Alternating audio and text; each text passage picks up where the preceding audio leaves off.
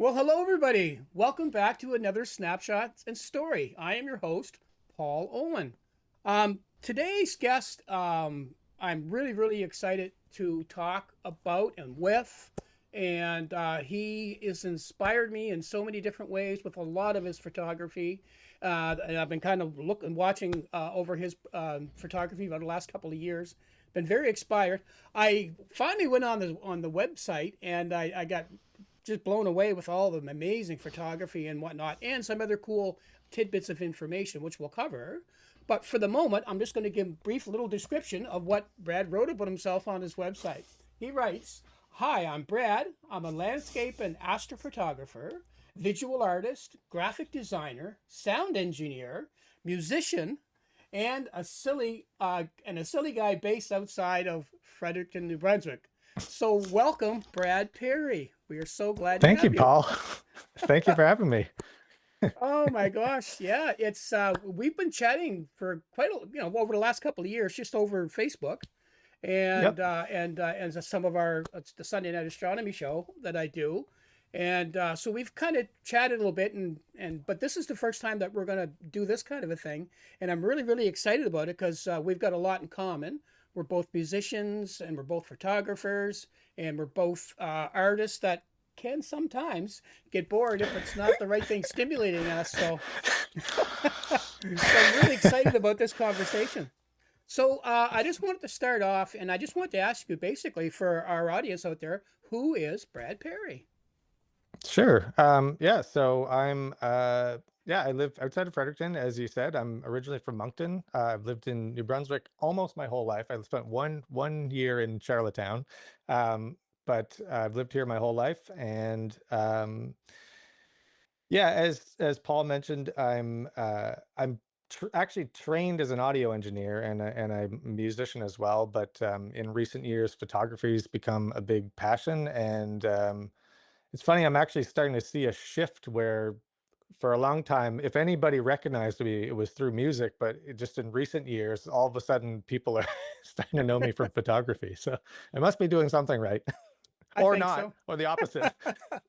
Well, I think once you start putting your stuff out there like you do, visually, people are more in tune to find out who that person is and start following a little bit more. Whereas behind the scenes, musicians or even playing in groups, it's just kind of a certain market, maybe, Yeah. and a certain Yeah. amount of people. But photography just seems to be just exploding these days because everybody's just looking for some kind of visual stimulation. Yeah, and I mean, it's also just the presentation of it too. It's very easy to notice a still photo go by in your feed versus music or even video. You have to sort of divert your path, and like you have to listen through a song or watch a video. And like photo, you can digest it so instantly. So Yeah. I feel like it just reaches a lot more people very easily because of Hmm. that. Yeah. Yeah, absolutely. I'm going to get you to bring up a couple of photos. Are you handy to your site where you can grab a photo or two? I certainly can be, yeah. The Or I the one- have I have most of those photos right here, so I oh, might have it perfect. anyway. The one Yeah. that I wanted to get you to show first, if you don't mind, was the one that you and I got talking about, and you ended up sending it out. Um, Yeah. and I found that one interesting because I do a lot of astrophotography, and when I Hmm. saw that photo, I had never seen anything presented quite the way that you did. And Sure. that's what got me interested in following that type of photography that you do. So I believe the photo you're referring to is this one. That's the one. Yeah. So let's talk So about that this one. is, yeah, yeah. So this was taken in St. Andrews. And as we just mentioned, I'm a musician. And the reason I was there was to play music. So there's a festival that happens every year called Paddle Fest. And the band that I play in, Grand Theft Bus, we were headlining the night that night. Um, and so for me, being down there, I'm already down there. I'm already awake late at night. I've got a hotel room. To me, this is blank slate, right? For a night of Astro, where the other guys were going to bed, but I'm heading out. So I had actually taken another photo first. I went down to there's a beach near the campground there, and I did a Milky Way shot there first. Hmm. and then this photo was the next one on the menu. So obviously the Milky Way was done before the moon rose, and then the Right. idea was to take the moonrise. Um, so the concept, it's not something I invented. I have seen it before, but I've not seen it done often. So you're basically taking the concept of doing star trails, but applying it to the moonrise. Hmm. And I worked out the plan for the photo. So I'm someone who does, although I do occasionally, I'll go out for a walk and snap photos just as they come up, but often the photography I'm interested in the most is usually project based. Yep. And I think that's a little bit stems from, working in audio recording and that sort of thing. I'm just used to, you have a project, and and I've kind of accepted that it's going to require multiple steps and a bunch of planning and editing afterwards and that sort of thing. Um, but the shot itself was sort of visualized earlier that day. So that morning I had an oil change, and while I was sitting at the garage here in Fredericton, I sat there on my iPad and worked out, um, when and where a shot like this would be possible. Hmm. And right down to the, so if you really look, can I zoom in on this? I'm not sure. Let's see. Yes. So if you really look at the different slices of moon, there is a little, like, you can almost see like a gap between them. So I had even calculated like how much of a gap am I interested in, and what sort of interval of Right. shot that would be. Um, so basically what's going on here is, this is, I think it was 75 photos, 75 consecutive photos. I want to say they were at 15-second intervals. Hmm. I'm not sure. It was a little while ago. Um, of the moonrise. So camera fixed on a tripod. And the trickiest thing about this was trusting the plan, because anybody who's done a moonrise shot where you're trying to align it with something knows that you have to be set. You have to have your shot framed before you actually see the moon come up. Right. Which is why doing a moon set is a lot easier, because if the moon's going down, then you can see where it's heading and you can sort of adjust your composition. But when you do a moon rise, you have to really have figured out that you're in the right spot. And I've screwed them up before. So this was not the first attempt at, I mean, it was the first attempt at this streak thing, but it was definitely not the first attempt at a moonrise. And there were a lot of mistakes made before I got to a point where I could pull this off. But so basically what it was is, yeah, a whole sequence of photos. And then the final photo, um, when the moon was in this final position, Hmm. I took an additional longer exposure, and that's what the base of the image is. So once the moon was high enough to light the scene, I did probably something more like a 30-second exposure. Hmm. And all the other ones, I don't remember the settings, but it would have been like a fraction of a second. Just, it was basically just a moon against a Almost a black. black. Yeah. Yeah, and then they were just, combining them is pretty straightforward. If you load them, so I work in Lightroom and Photoshop. Hmm. Um, so I would have opened them all up in Lightroom, got my edit right on one of them, Sync applied them. the same settings, and then if you open them all up as layers in Photoshop, it's as simple as turning the blend mode on all those layers to lighten, Yep. um, and using that longer exposure as the image, that's the one that's in normal mode, and the rest of Yeah. them are So in lighten. so you basically had a stacked image and a blended image. You blended a foreground and a behind in front of the stacked image. Yeah, yeah. And Oh, but it is like, just so that it's clear, it like the position of the moon is, that's where it was in all those frames. And one of the coolest details, and this was a bit of an accident, is if you look down here, you can see the moon through the windows of the house oh right there. wow. Yeah, that's one of my favorite little details in this image, because the house must have windows like that are front and back. You Yeah, can see right through, and you can actually see that red moon that's amazing. right through there. And yeah, so this ended up being so yeah, one of the earliest interactions Paul and I had was that I had sent this into the Sunday Night Astronomy Show, which Paul is also a host on. And yeah, Paul, you told me you should send this into Sky News, and so I looked into that, and I did, and they basically had this sort of photo of the year in various categories contest, and this was I think it was the reader's choice. It was the one that the public votes on. Right. So they had certain ones that were juried, and that was like your standard astro images, and then there was a separate category for public vote. Yeah. And then the cool thing is that the prize that came along with it, which is sitting right here, is I got a star Oh, you tracker get out the of Star that. Trek. Yeah. Nice. Nice So when this you is get the a piece of gear for ioptron, your work. Ioptron, and yeah. you know what, it's made such different, like that, receiving that was such, like, it just opened the doors to so many more photos and so much more learning. Yeah. Because prior to that, I was, like I said, I did a Milky Way image earlier that night, but it was your standard, like, think I'm always around like 8 seconds Yeah. when I'm not tracking. That's my like maximum before you get star trails. Hmm. um so being able to open that up to now, generally with the tracker, I comfortably do 2 minutes. Hmm. And yeah, like the detail that you can get, Yeah. um yeah, just from having that extra piece of gear. And it's not just the Milky Way, like it opened up like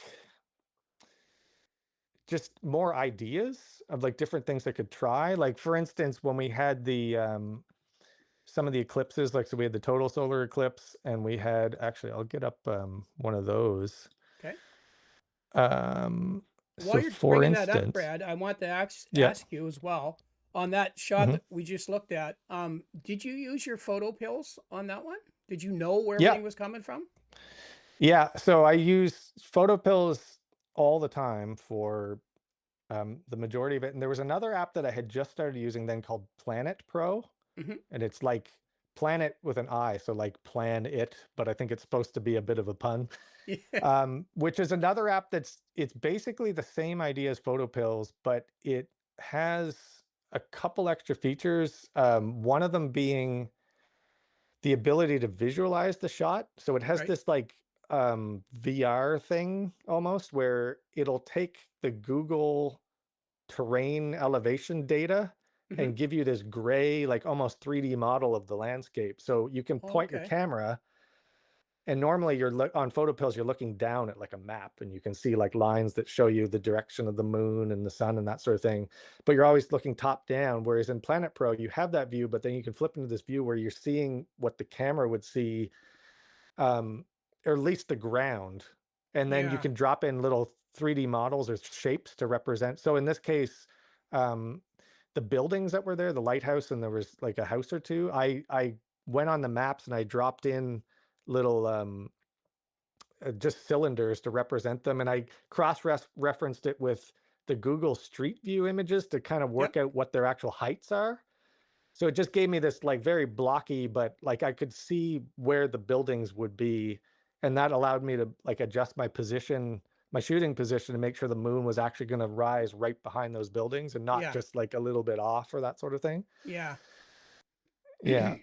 Yeah, that's one program that a lot of people don't know about. They find it's a little difficult, but there's Hmm. if anything, if you can just get it and just start with the augmented reality, because that's really the only thing that you can Yeah. that'll tell you where you're going, times, and all that kind of stuff, and you can walk to a site and just kind of overlay it and get a Yeah. really good idea where that's going to come up, right? Yeah, and I'll give people watching two tips with the augmented reality. One is, before you do it, take your phone and do this figure 8 pattern, because it'll recalibrate the accelerometer and the compass. Mm-hmm.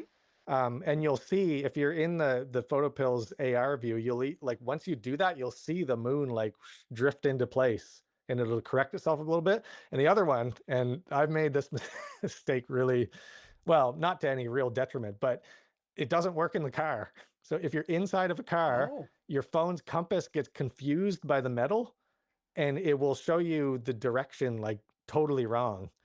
And I drove out to try to take a Milky Way shot one night. I drove like 50 minutes from my house to the spot that I had pulled over and looked out the window and said the Milky Way core is going to be right through this hole in the trees.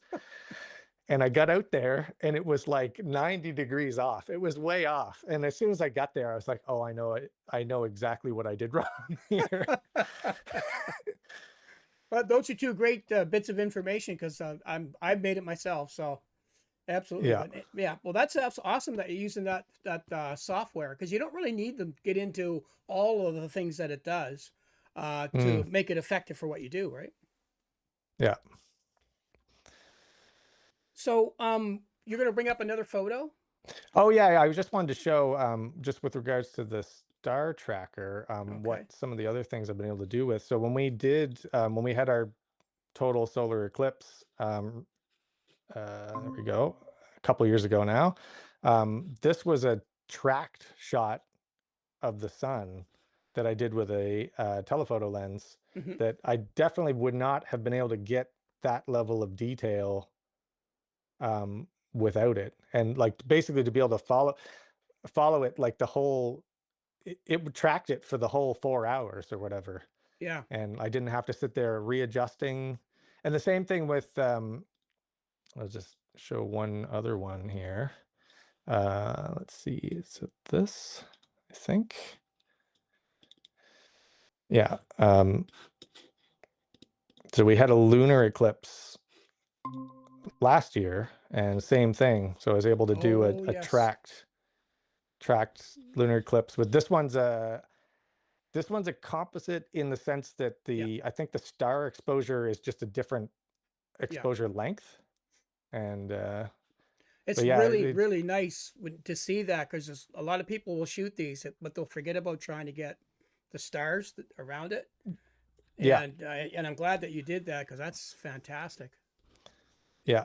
So yeah, that was cool. And actually, kind of on a similar note to the first image that we talked about, um, I had this idea that on that this was that same lunar eclipse was to do something a little different with it, but it's basically the same concept as that moon trail thing that we looked at. So I Ah, did with a wide lens, basically a star trails image, but with the eclipse in the frame, and you can see like the luminosity change, right? Like how much dimmer the moon gets. so And that everybody was say, look, it looks like a Q-tip. yeah, but that was the moon going into the eclipse state, being dark And for then as long back as it out. was, and then coming back out again. That's That right. is Yeah. so cool. Yeah. And it was cool too, because this is I'm like often with this type of photography, it's not uncommon for someone to set it up and leave it. I stood out there with it the whole time because it was quite a ways from my house and it wasn't a place where I could just go back home. Yeah. But I remember I bundled up and I don't think it was too bad weather-wise. Like I don't think it was too cold or anything like that. And yeah, it took a long time to edit. Yeah. Just the Yeah. processing, because I don't remember how many images it was, but I remember it took a couple days to really crunch it. So was that it was setting? Was Yeah. that what this is? Because it looks like I'm looking Yeah. at almost the equator because of the way the star trails are almost straight as opposed to being north and Yeah. south, right? So So that would have been this would be southeast. over this way was south. Also And this is it. southwest.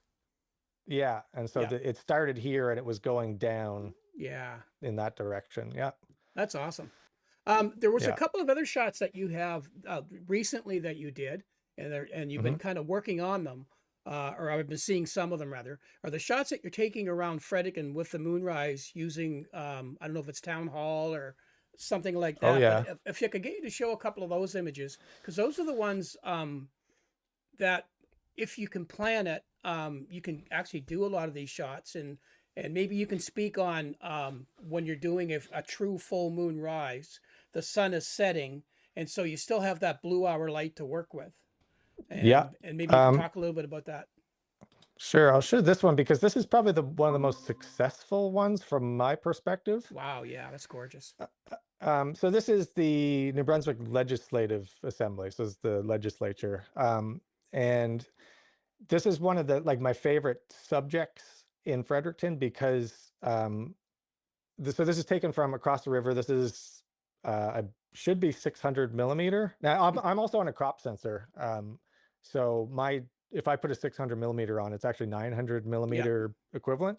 Mm-hmm. So I have that little bit of advantage. And there's a park on Fredericton's north side, so on the other side of the river, that you have this like spectacular view of the whole downtown, like the whole cityscape. And Fredericton also has there's a walking trail that goes along the edge of the river. Mm-hmm. So not only do you have this park, but you also have this like ability to move laterally and adjust your composition. So for someone who's into photo pills and doing these moon alignments, this is like the ultimate playground is this area. Wow. Um, and this particular building, I love shooting this one because it's got like it's kind of self-illuminated a little bit. There's lights that shine up it. So even if it was completely nighttime, it's still like lit up Yeah. enough that you don't have that like wacky contrast. Now this is obviously blue hour, which is like you said. So that's one of um the things about shooting the moon rise and set is that it'll always happen right around sunrise and sunset, like the opposite. Now the thing that I've learned after again, like sort of trying and making mistakes and learning from them is in photo pills. I wish I could get it up right now, but I'm not able to. But um, when you are looking at the time that the moon will rise or set, there will be a tab. It's like maybe the second tab in when you're looking at that main view in photo pills where you have the map and all that Mm-hmm. sort of thing. Somewhere in there, it will show you the sun elevation at the Oh, time that yes. you're looking at. Actually, I can bring that up. Yeah. And what I've learned is that it's so easy to miss that, but it's like the most important thing because if you have a sun elevation that is like any kind of positive number, chances are the moon, yeah, yeah. So basically, if when you figure out the time that you think your shot's going to happen, you want to check that. So that line And that we look at right yeah, now, the sun is below the horizon, so that's the line of the horizon, and so yeah, you can see when it's going to be up and down. And like you're saying, it gives you the times, sunrise times, peak times, yeah, meridian times, and all that kind of stuff. yeah. So basically, what'll end up happening is if you're trying to get a well exposed shot, Hmm. in my experience, the closer you can get the sun to 0 degrees, the better. So if it's anything, if you're getting into like 4, 6 degrees, like above the horizon, then Hmm. the sky is just too bright and the moon will be very, very faint in the image. And you can still get the alignment and all that, but it won't really have the same impact because it's so low contrast. Right. And then the opposite is true is if you have too negative a number. So if the sun has already set too far, the sky will be so dark that you'll run into this thing that everybody runs into when they try to shoot the moon, which is it's so bright that you either expose for the moon and you just have a moon in a black frame, or you expose for the rest and the moon is just blown out, Right. right? Right. So what I found is if you can get it like within a degree of zero, then that's when you're going to get something like this, where like basically I have nice, like the sky still has color, Yeah. the ground, the building. And again, like this, in this case, it kind of helped that the building was illuminated a little bit anyway, Was but you was get this a that sort single? of perfect, Was this a single what? image? Yep. Yeah. Yeah. It's a single image. Perfect. Um, and like the other thing, I wish I had all the other ones because I've tried this shot so many times. This is the time that it works, but I Yeah. have so many shots where actually there was one similar here that I can show you what I'm talking about here is if you look at this one, you'll see. So this was a similar shot. It was probably like a year or more prior, but you notice how I didn't use the shot when it was going to line up, but look what's right here, Hmm. clouds. So there's a bank of clouds, and I can't tell you how many times I've done all the planning, got everything right, and you get out there, and at the last second, the cloud or the moon sinks into the clouds. Because if you think about it, like in terms of perspective, the odds of the horizon being clear always worse than it being clear overhead because you're looking through, Yeah. a bunch of distance. So if there's any cloud anywhere in that path, then the moon will go behind it versus like straight up overhead. It's so Like super clear. there's either a cloud above you or there isn't, right? Yeah. So I find that that's like that becomes one of the hardest parts of these images is you can do everything right, but then like if you actually have luck with the clear horizon, Yeah. not just a clear sky, but a clear horizon. Right. Yeah, and So, sometimes you don't even see it, like it'll just disappear into a cloud that you can't even see. so here's a question for you on this image, Sure. because I have my preference for it, but do you have the preference that it was not, it would have been better without the cloud, or do you like the fact that the clouds are there? Um, in this particular image, I think I would have liked the cloud not there because if I go back to the other one, which again, these are from totally different dates. It's just Right. me attempting the same thing again. But this one, this was my intent, right? Right. So I was trying to get the moon to be right behind the spire of that building. So that's one of those things where, maybe the viewer sees it differently. Like I have that extra perspective of like I knew what I wanted to do and Yeah. from my perspective I didn't quite accomplish it even though I like the other image. Yeah. Like and some people might say, "Oh, I like that one more." And that's great too. Yes. Okay, so Brad, we're getting almost out of our time, and we talked about how quick a half hour goes. Oh yeah. So I just wanted to give you an opportunity to show your website so people can know where they can go and find you. Yeah. Sure. So the website is well, I'll just say it's basically just my name, bradperry.art. Yeah. And what you will find there is I have a little gallery of some of my favorite photos. I have usually around Christmas time I sell calendars of my work, which right now there's I think 4 copies left. But Fantastic. uh, yeah, no, that's great. And there's a little collection of some graphic design projects that I had done a while back where I basically started doing these sort of creative maps and Oh, okay. things like that. Yeah. Which that's just another facet of some of the, artistic endeavors I do is like I kind of I was into graphic design before I was ever into photography. So Hmm. these are kind of things that I kind of marry a little bit. Like Yeah. one of those images in there is made of, I think it was like hundreds of photos I took that I then manipulated into, The it's province basically of this Brunswick. image where, yeah, yeah, Yeah. See if I can find that. I might be able to yeah, share that image. Just hang on, because to be honest, I totally forgot about that, and that yeah, is just absolutely amazing. Do you have it right there? yeah. I may, let me see if I do. I think it might be, I do have it here. Yeah. Oh, there it Let me is. I've get got that it. up. Just one second. Oh, you I'll got see it. if I'll see Okay. if I can share it. Just bear with me one Okay. second. Okay, I have it up on screen. You don't see it, but it's up on screen. Okay. And Yeah. so I'll just read what it says on the bottom. It says the entire province of New Brunswick through the treetops, with its cities and towns and the stars, a love letter to my recent years living under the dark skies of rural New Brunswick. After many failed attempts and several approaches, the vision of this image was finally realized by editing together dozens of real photographs taken right from my own backyard. And I got to Hmm. tell you, Brad, that is absolutely amazing work.